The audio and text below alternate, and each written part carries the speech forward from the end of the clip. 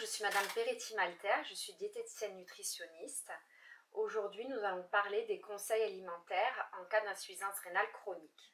Dès le début de la maladie, les conseils gynédiététiques vont permettre de ralentir l'évolution naturelle de la maladie et de prévenir les éventuelles complications.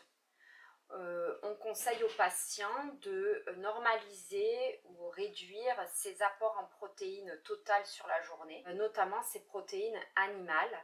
Mais attention, ne doit pas descendre en dessous des 0,8 g de protéines par kilo de poids corporel et par jour.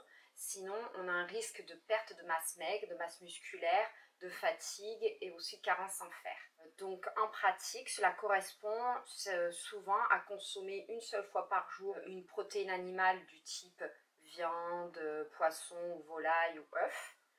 On va garder aussi à chaque repas des glucides complexes, c'est-à-dire des féculents, pâtes, riz, semoule, qui vont aussi apporter des protéines végétales, moins acidifiantes, plus digestes. On consommera aussi des légumes à chaque repas. On va conseiller aux patients, dès le début de la maladie, de limiter, réduire ses apports en sel. L'alimentation française apporte suffisamment de sel si on mange varié.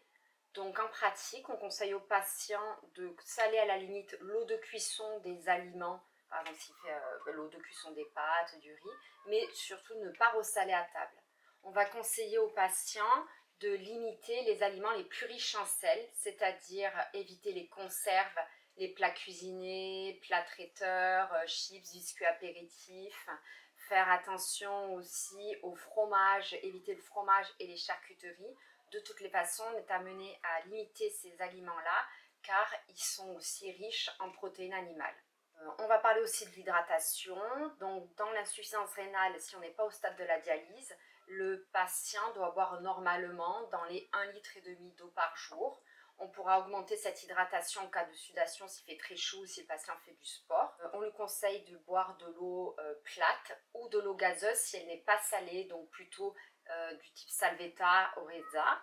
Il peut consommer aussi des infusions. On fait attention aux boissons très diurétiques, pas d'abus de café, de thé. On fait attention aussi à l'alcool, bien sûr. On évite. On conseille aux patients en pratique de garder une alimentation variée, équilibrée, de type méditerranéen ou régime crétois, riche en glucides complexes, féculents, légumes, fruits à chaque repas principal. Dans l'évolution de la maladie, on pourra trouver un excès de phosphore, de potassium ou calcium sur les analyses de sang. On sera amené alors à faire attention à ces apports-là. Donc là, c'est très intéressant de consulter un diététicien pour adapter vraiment la ration journalière du patient.